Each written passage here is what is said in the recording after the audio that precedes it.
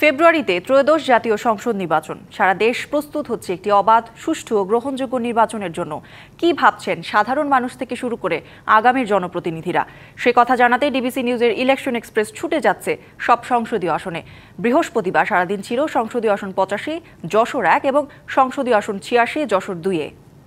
আমাদের CSRM DBC election এক্সপ্রেসে আজ আমরা সারাদিনই থাকবো যশোর 1 এবং 2 আসনে। আমাদের সঙ্গে যুক্ত হবেন বিভিন্ন রাজনৈতিক দলের যারা মনোনয়ন প্রত্যাশী। আমাদের রাজনৈতিক নেতা কর্মীদের প্রশিক্ষণের অভাবে বা নৈতিক মানের অভাবে আজকে দেখা যাচ্ছে এখনও ঘুষ দুর্নীতি চলছে এবং চাঁদাবাজি চলছে দুঃখজনকভাবে, প্রকাশ্যে অপ্রকাশ্যে দখলদারিত্বও চলছে, হত্যা রাহাজানি চলতেছে, সামান্য ভ্যানওয়ালারাও নিহত হচ্ছে আমাদের এই উপজেলায়।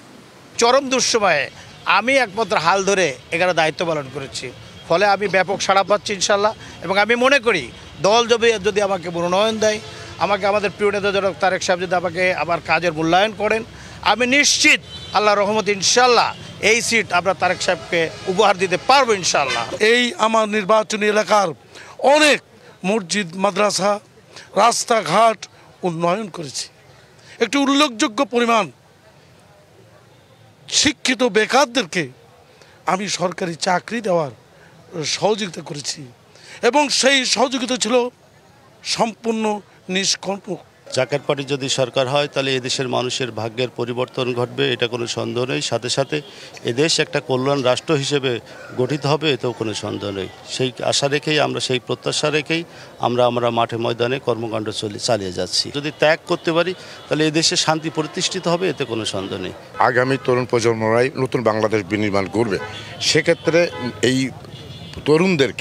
তরুণদেরকে কর্মসংস্থানের জন্য আমাদের ভারপ্রাপ্ত চেয়ারম্যান তারেক রহমানের যে 31 দফায় রাষ্ট্র কাঠামো মেরামতের যে দিয়েছে, তার পুরোপুরিটাই বাস্তবায়ন করা হবে। তার মধ্যে এই তরুণ সমাজকে যারা চাকরির প্রয়োজন তারা চাকরি পাবে, যারা চাকরি পাবে না তাদেরকে উদ্যোক্তা তৈরি করতে হবে।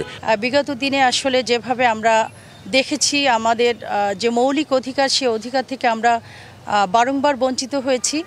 বাংলাদেশের জনগণ এমন একটি বাংলাদেশ দেখতে চায় যে বাংলাদেশে কোনো হানাহানি, মারামারি, দখলবাজি, চাঁদাবাজি থাকবে না। সুন্দর, সুখী, সমৃদ্ধশালী একটি বাংলাদেশ, যে বাংলাদেশে আমরা হিন্দু, মুসলমান, বৌদ্ধ, খ্রিস্টান সবাইদেরকে নিয়ে আমরা সমাজে বসবাস করতে পারবো। আগামীকাল থাকবো যশোর 3 এবং 4 আসনে। ততক্ষণ সিএসআরএম ডিবিসি ইলেকশন এক্সপ্রেসের সঙ্গে।